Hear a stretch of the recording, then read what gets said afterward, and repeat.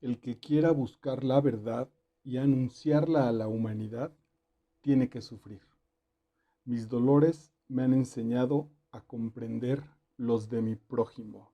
El, esta idea, queremos hacer algo por el otro, cuando menos en este orden humano, tenemos que, dice este gran poeta, sufrir para poder comprenderlo, para empatizar verdaderamente con él, para tener el mismo elemento de cercanía con los sufrientes, si es que emprendemos ese camino de sanarlos, de ir por ellos, de encontrar ahí nuestra vocación.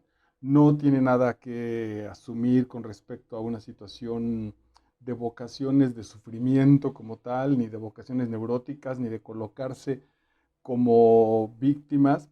Es un verdadero llamado de hermandad, de amor por los otros. Está muchísimo por encima, muy por encima de cuestiones ególatras, de cuestiones de reconocimiento para mí, para este yo menor. Es un yo que ha alcanzado la iluminación y que se encuentra, que reconoce con esa sencillez de la iluminación que va a manifestar en este texto, se encuentra entonces con la vocación humana de ir por los otros, sí, de ir para pararse por los otros. Y en esa circunstancia, el requerimiento que la vida solicita para ir por los otros es sufrir, sufrir en ese aspecto para, yo creo, para hermanar, para tener, para reconocerlos, ¿no? No para llegar y darles lecciones, no para presumir, no para humillar, simplemente para empatarse con esa posibilidad del sufrimiento en los otros. Este texto es del maravilloso poeta, pintor, novelista, ensayista, que se llama el queridísimo Gibran Jalil Gibran. Gibran Jalil Gibran nació el 6 de enero de 1883 en el Líbano y falleció un 10 de abril de 1931. Es un poeta, ya te lo dije ahorita, eh, eh, es un autor muy particular porque tiene una profunda belleza y un profundo rasgo filosófico, por momentos diría que incluso metafísico, aunque es relativamente claro que no le importa el convencimiento. Él intenta compartir su experiencia, él intenta compartir lo que le surge a su corazón de manera casi literal, y es lo que va a hacer en este espléndido texto que se llama La voz del maestro. Son es que no es un ensayo, propiamente no es tampoco un asunto literario. Yo no sé si se deba por la traducción, pero tampoco creería que son poemas en prosa. Su interés no está en la belleza de la literatura, su interés está en el mensaje, abierta y directamente. Ahora, ese mensaje lo va a compartir con una profunda reflexión, para nada intelectualoide, no son caireles intelectuales que hay que estar buscando y haciendo referencias. No pretende jugar un asunto razonado, no pretende darle, alimentar al intelecto, sino casi diría incluso de manera muy breve, de manera muy sencilla, de manera muy simple. A veces con anécdotas, con pequeñas reflexiones, casi con asuntos de poemas, que es como si a los poemas les quitáramos el disfraz y las convenciones de que tienen que estar lindos, y esa parte esencial como tal del mensaje, así está cuando menos escrito este texto, La voz del maestro. La anécdota, que en realidad no tiene, es relativamente muy sencilla. Es un aprendiz, seguramente el mismo maestro Gibran Jalil, que nunca termina de aprender con todo de la sabiduría que ha de haber acumulado en su existencia. Bueno, pues él siempre se asumió como un eterno aprendiz y honra a su maestro con las experiencias que él le contó. Entonces, los capítulos, por llamarle de alguna manera, se llaman La voz del maestro, La partida del maestro, Las reflexiones del maestro, que recién murió, y es como si él hiciera un repaso de con qué me quedo de la sabiduría de su maravilloso, sin duda alguna, maestro, que es muy probable que no sea otra cosa que su propia voz interior. no nos da instrucciones, lo cual hace el texto muy hermoso, muy sencillo, porque justo es un pequeño gran espejo que nos refleja nuestra propia belleza como seres humanos. Bueno, ya te compartí la primera, voy a la que sigue. Dice, debe tenerse presente que solo los que han estado frente al templo de la vida, sin hacer fructificar la tierra con una gota de sudor de su frente, se hacen acreedores a las lágrimas y a las lamentaciones cuando la abandonan. Ese templo de la vida, toda la realidad que tenemos frente a nosotros, solamente al momento de morir y de dejar esta vida, se presentará el sufrimiento si no hemos, si no le hemos regalado a esa tierra una lágrima de esfuerzo, una lágrima de dolor, una lágrima de amor, una lágrima de apasionamiento. La lágrima no como una expresión neurótica, sino como la simple pero muy profunda consecuencia de nuestra pasión y de nuestro amor por la tierra, por la vida, por los otros. Si no hemos derramado una lágrima, como te decía, de trabajo, de esfuerzo, de creación, de belleza, pero también de pasión, de sentimiento profundo, es entonces que nos va a doler irnos justamente de esta vida. Si hemos rociado este jardín existencial con esas lágrimas de pasión, los valores que ya mencioné, esta tan citada, el siguiente paso, la muerte, la esperaremos, lo hemos trabajado con otros dos, tres textos muy recientemente, lo esperaremos incluso con paciente alegría. No tendremos absolutamente ninguna deuda existencial porque hemos cooperado para que esta tierra se convierta en ese hermoso jardín. Tengan piedad de mí, quítenme estas joyas de encima, porque han debilitado mi alma y endurecido mi corazón. Compadézcanse de mí, llévenselas y devuélvanme de nuevo la salud. Joyas como estos ornamentos, como esta, y tómala como cualquiera, pues las joyas obvias de los adornos que usamos en la vida, pensaría maquillajes, aretes, pero también todo lo que tenga que ver con este especie de arreglo exagerado del cuerpo, con la ropa, con el prestigio, con la cartera, con las tarjetas de crédito, con la fama, con los amigos. Quítame todo eso, dice Jalil Gibran, porque han endurecido mi alma, porque han debilitado mi corazón. Compadézcanse de mí y llévenselas y devuélvanme la salud del esfuerzo por el fruto del día, la salud por la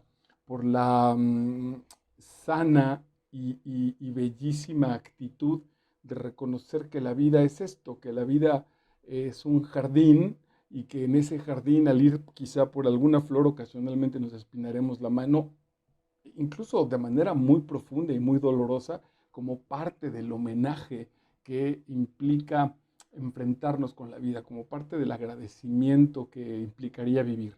Si te das cuenta, llevamos 3 o 4 frases, no ha mencionado a Dios, no hay una reflexión que nos invite siquiera a mira, piénsale, te recomiendo, no hay una sugerencia moral.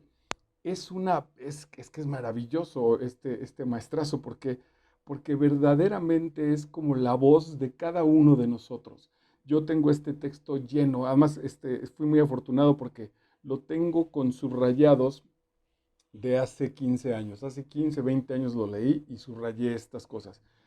Esta vez que lo preparé para ti, empecé por leer todo lo subrayado y nada, pues me llené de ternura de los valores y de las cosas que hace 15 años seguramente juzgaba como muy importantes.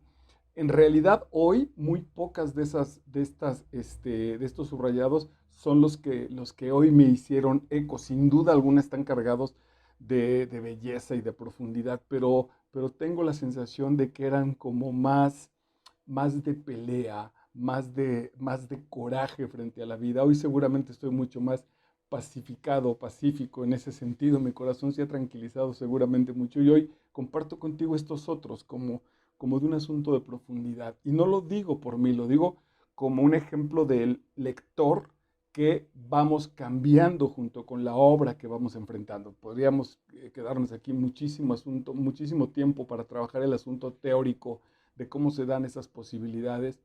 tanto en los asuntos, en las presentaciones plenamente literarias, y como en estas que pasan justo, que cumplen con los elementos literarios, pero como te decía hace un rato, el maestro Gibran no pretende generar ese asunto, es la voz poética, pero quizá la voz poéticamente más pura, la más, la más esencial, la belleza de un niño, la belleza de un niño en mi espacio vital tengo algunos cuadros que me ha regalado mi queridísima amiga Lilian, a los que guardo con muchísimo cariño.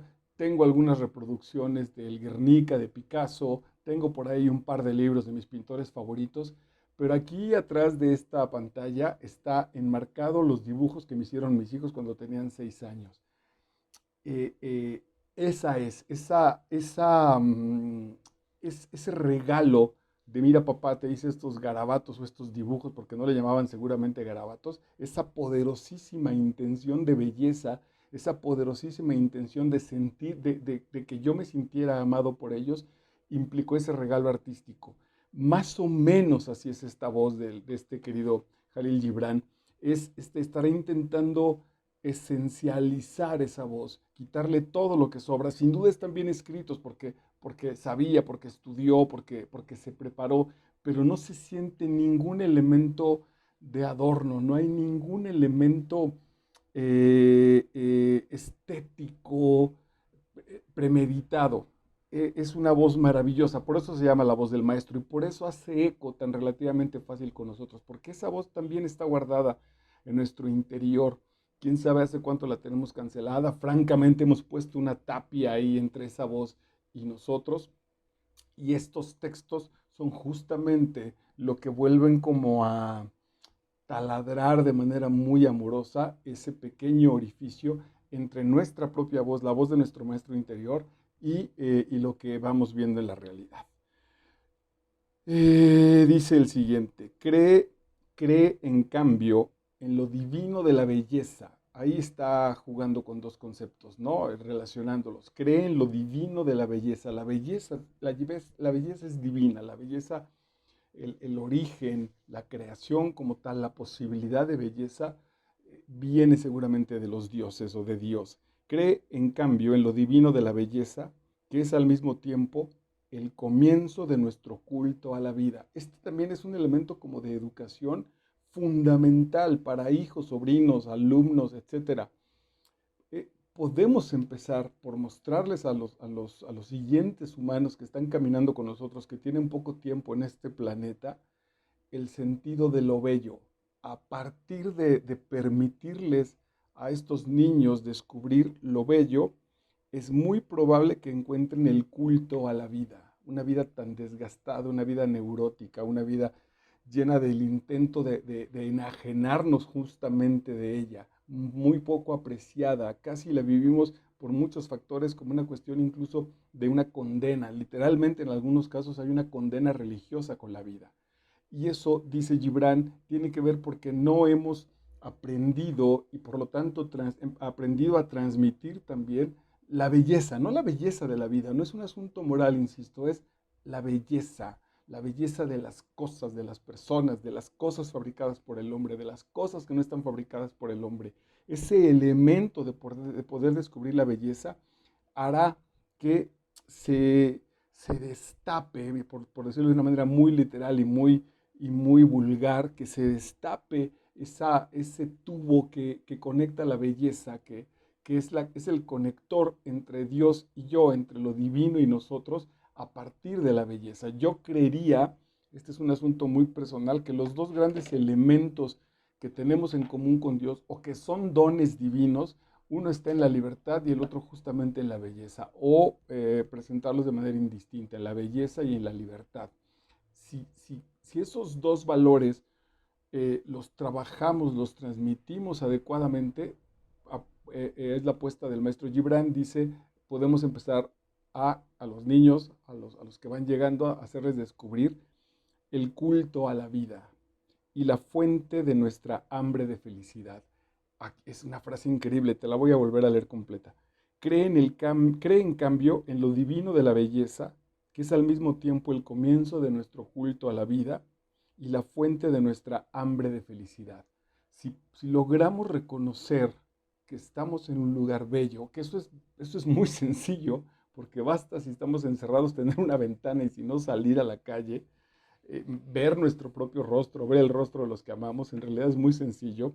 Si logramos descubrir esa belleza, vamos a encontrar el culto a la vida, vamos a aprender a cultivar la vida, a movernos en la vida, a agradecerla, a vivirla, a gozarla, a sufrirla, como ya lo hemos mencionado. Y eso le va a dar sentido a nuestra existencia. Ese sentido es la fuente de nuestra hambre de felicidad, no del logro de la felicidad. El famoso logro de la felicidad está completamente descompuesto y maquillado, perversamente disfrazado de cosas, de prestigio, de dinero, etcétera. No, no, es el culto a la vida como tal y por lo tanto ese anhelo de hambre de felicidad. El hambre de la felicidad es lo que nos mueve. Estar en la felicidad realmente ya nos haría apáticos, nos haría enajenados de nosotros mismos. El asunto es ese andar, ese camino, ese buscarlo, es lo que le da el sentido a la existencia. Por lo tanto, la humanidad está dividida en dos largas hileras, una integrada por los ancianos y tullidos que se apoyan en bastones curvos y van jadeando al avanzar por el camino de la vida como si estuviesen escalando la cumbre de una montaña cuando en realidad están descendiendo al abismo. Brutal, estos viejos ya resignados, estos tullidos físicos o morales o éticos o emocionales, tullidos emocionales, que creen además que en este avanzar y en estos gestos y en estos ruidos de avanzar esta montaña de la vida, en realidad la están descendiendo. Terrible. Están descendiendo al abismo. Esa es una de las hileras de la existencia de los humanos. La otra dice, y la otra hilera está integrada por jóvenes que parecen correr con alas en los pies, cantando como si tuviesen cuerdas argentinas en sus gargantas y ascendiesen hasta las cumbres como arrastrados por algún poder mágico e irresistible. Si lo ligamos con lo que te acabo de compartir hace un momento, pues es justamente el culto a la vida y el hambre de la felicidad. Esos jóvenes no es una cuestión absolutamente nada que ver con una cuestión de edad. ¿A cuál de estos dos grupos pertenecen, hermanos míos?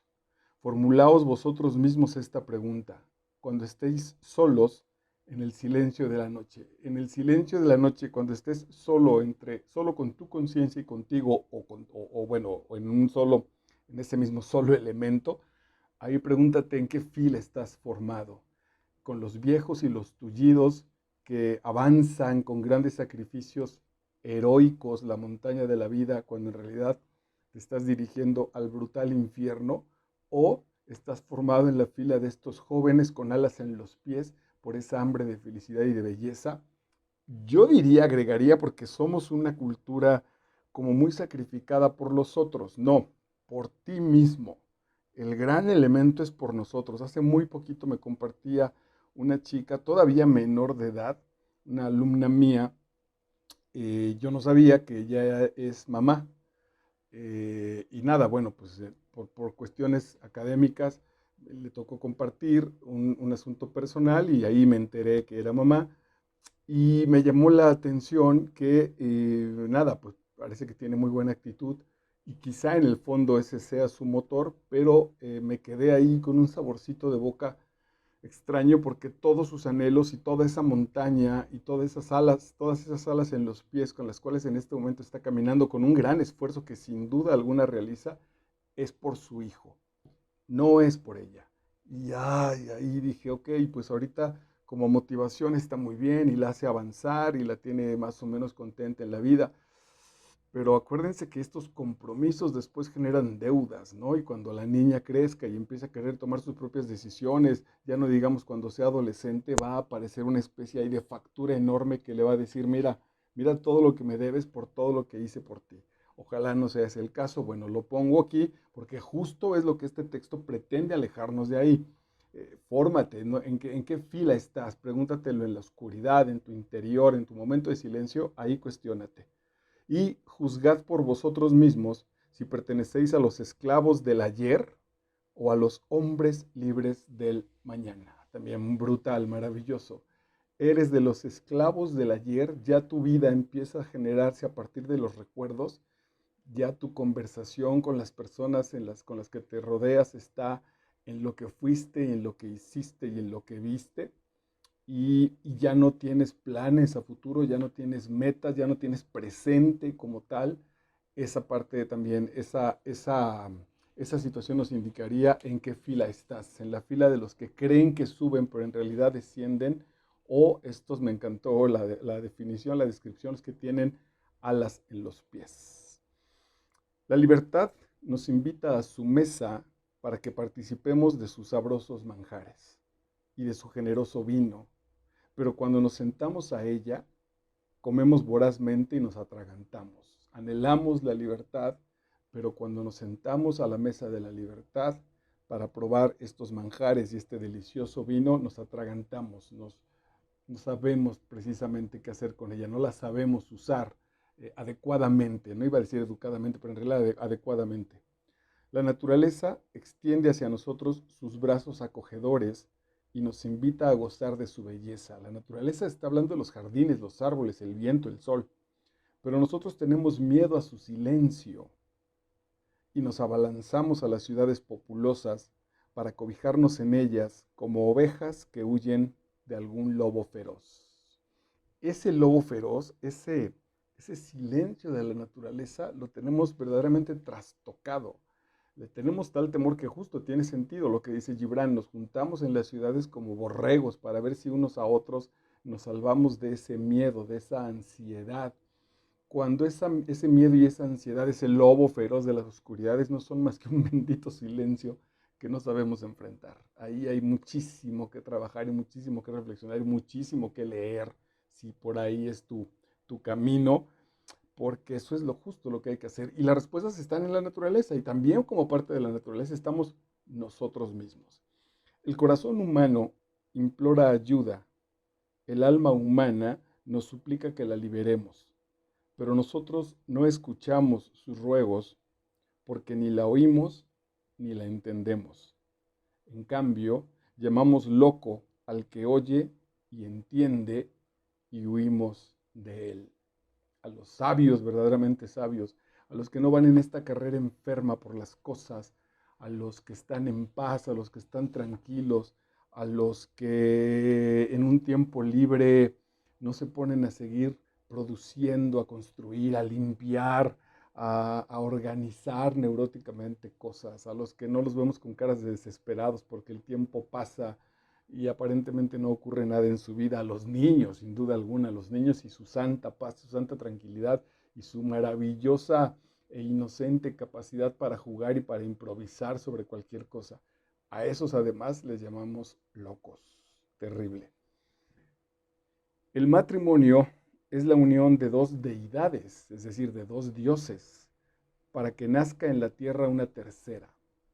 Es la unión de dos almas en un amor vigoroso para abolir la separación, para abolir la soledad, desde el punto de vista más honesto y más espiritual, diría yo. De la misma manera que la primera mirada de los ojos de la amada es como una semilla sembrada en el corazón del hombre, y el primer beso de sus labios como una flor brotada en la rama del árbol de la vida. Así también, la unión de dos amantes en el vínculo matrimonial es como el fruto primero de la primera flor de esa semilla. Aquí entiéndase, por supuesto, que el matrimonio del que está hablando el maestro Gibran no es una cuestión ceremonial ni de credo sobre una determinada fe. No es una cuestión institucional, es el contacto libre y absoluto de mi ser con el de otra persona. Obsérvate a ti mismo como si fueras tu propio enemigo, porque no puedes aprender a gobernarte mientras no aprendas primero a gobernar tus pasiones y a obedecer a los dictados de tu conciencia. Creo que ni siquiera amerita una explicación. Pues nada, empecemos por nosotros mismos y ahí está la clave. Y el asunto es que no lo podemos ver. Estamos tan neuróticos que no nos damos cuenta de ese proceso. Estaba con una con una persona hace relativamente poco tiempo. Fue interesantísimo porque pasé unos días en su casa y todos los días, pero absolutamente todos los días, no obstante que nada, pues que la casa estaba perfectamente limpia, limpió y limpió y limpió y limpió. No sé si porque estaba yo o así era en su vida, cualquiera de las razones que hubiera sido, eh, yo en mi impresión decía, no está lindo, pues porque se sentía como el anhelo, no sé si o de quedar bien o de esta especie de inconformidad permanente. La preocupación no es, ni siquiera la preocupación, no había momento para gozar su casa, para decir, tengo tiempo, estoy leyendo, estoy a gusto, tengo un lugar muy a gusto, muy cómodo, porque verdaderamente estaba cómoda, es cómoda su casa, sino es una especie de condena de que esto tiene que estar absolutamente limpio. Seguramente hay ahí una historia que viene desde la infancia que no la deja en paz. Bueno, ese no la deja en paz a esta persona son justamente las cosas que nos impiden conocernos. No las vemos, las tenemos tan en automático que ya no nos detenemos a revisar que tenemos, en este caso, por ejemplo, esa especie de compulsión por la limpieza. Cuando se acaba con el dolor y la pobreza, el espíritu del hombre queda como una tabla rasa en que no hay nada escrito, como no sean las señales del egoísmo y la codicia. Aquí yo creo, no lo especifica porque te digo, como te decía al principio, es muy sencillo el texto del maestro Gibran. A mí me parece que está hablando de los dos conceptos de el dolor y la pobreza físicos y el dolor y la pobreza espirituales. Físicos es necesitamos que no haya pobres en la sociedad, hay un compromiso, no, otra vez, no es solo esta poesía y estos grandes sueños y esta voz de yo me adorno y digo lo que creo que debe suceder para ver si tengo mis seguidores y compran mis libros y me hago el bueno. No, no, no, es realmente el llamado a un compromiso social, a un compromiso neto de división de clases y esas divisiones de clases, más allá de lo teórico y de lo académico y de lo económico, político y de lo geopolítico, la respuesta es muy sencilla, es de 4 letras en español, se llama amor. A partir de ahí, de verdad es que la posibilidad, sin volvernos locos, sin victimizar a nadie, sin generarnos como los tremendos ayudadores que terminemos por crear gente inútil, pero la esencia de ese proceso está allí. Mi pobre amado, la hora que pasas con tu esposa y tus hijos cuando vuelves del trabajo a tu hogar es el tesoro más preciado que pueden poseer las familias humanas.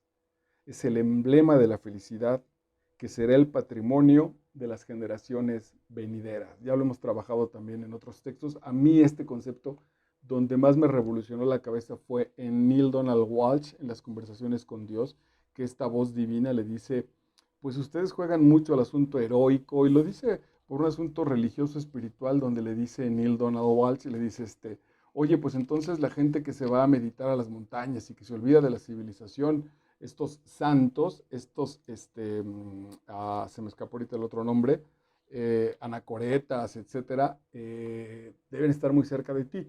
Y él dice, no te creas, en realidad están más cerca de mí la gente que va a trabajar y regresa a atender a sus niños de manera amorosa, porque con todo lo que implica el esfuerzo, el cansancio, etcétera, esas son las grandes metas de trascendencia espiritual en nuestra vida. Ujú. Amada mía, la gran verdad que trasciende a la naturaleza no se comunica de un ser a otro por medio del habla humana. La verdad prefiere el silencio para llevar su significado a las almas amantes. Habrá que revalorar. Ya, no, bueno, a lo mejor sí tardo un poco porque tengo una fila muy amplia, muy larga de textos, pero ya encontré un par de textos a partir del silencio. Es un concepto que no tardo en compartir contigo. Eh, Hablamos demasiado, hay mucho ruido en nuestras cabezotas y eso está generando un mundo extraño, neurótico, etcétera. Perdóname, amada mía, por hablarte en segunda persona, porque tú eres mi otra hermosa mitad, que me ha faltado desde que salimos de la mano sagrada de Dios. Perdóname, amada mía. Y de nuevo, En el nivel psicológico, en el nivel 4 puede ser, en mi caso, la mujer, ¿no? A una mujer sería, perdóname, amada mía, por esto que comparto. Pero si no, también está en el nivel espiritual, esta unidad de nuestros interiores. Perdóname, amada mía, puede ser perdóname, alma, o perdóname, parte femenina de mi propio interior. Cualquiera de las tres que te acabo de compartir tiene sentido. Seguramente están en aquel nivel. Es una invitación este texto con su reflexión y su belleza, con esta voz del maestro, a religar, a reunir estas dos posibilidades, el alma, mi parte femenina, tu parte masculina, tu alma, tu corazón, tu pareja. No importa, son diferentes niveles de un mismo edificio. Adelante, amigo mío, detenerse es cobardía. Quedarse para siempre contemplando la ciudad del pasado es locura. Mira, la ciudad del futuro está ya a la vista, invitándonos. El futuro es o son los próximos 3 minutos. Nuestra actitud y nuestra situación con respecto al futuro se da siempre, siempre desde este momento. En este momento tus pensamientos y tus acciones ya están diciéndonos qué planes tienes para el futuro. O francamente ni siquiera hay, y ni siquiera hay un plan, y ni siquiera hay una habitar de manera consciente el presente, porque es probable que estés formado en la fila que hace un rato compartía, de estos viejos o de estos tullidos físicos o espirituales que creen que suben, pero en realidad se dirigen al fondo. La vida es una hechicera que nos seduce con su beldad, pero el que sabe sus artimañas, de sus embrujos, escapará. Hay que aprenderle a la vida, hay que aprenderle a las instrucciones, y esas instrucciones están en los locos que nos comparten las existencias, en los niños, en los poetas, en la naturaleza, en el silencio. Hay un montón de situaciones donde la vida está en el recogimiento de nosotros mismos, en el gozo, en el placer pacífico.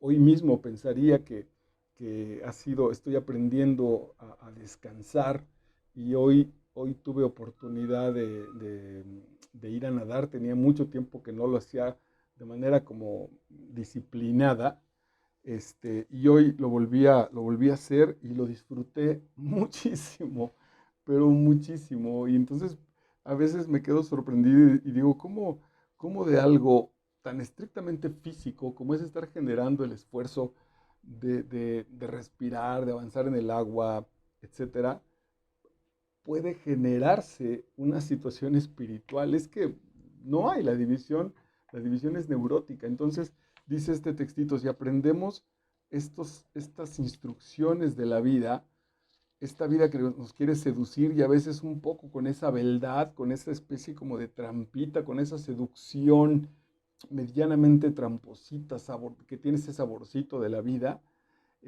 podemos convertir estas trampitas, estas artimañas, las podemos convertir en bendiciones, pero hay que saber justo el instructivo. Pensaba en Mafalda y el maravilloso Guille, cuando, no sé si era Manolito, creo que van a jugar al ajedrez, ¿no? Y a Manolo le parece completamente aburrido, y entonces dice, bueno, pues me lo llevo a mi casa para intentar comprenderlo.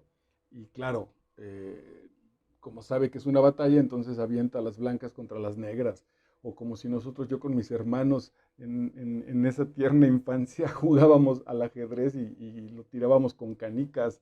Eran nuestros ejércitos y le tirábamos canicas para tirar las piezas. ¿Cómo vamos creciendo para que ese juego del ajedrez sea apasionante, sea divertido? Bueno, pues justamente reconociendo estas artimañas con las cuales la vida se nos presenta.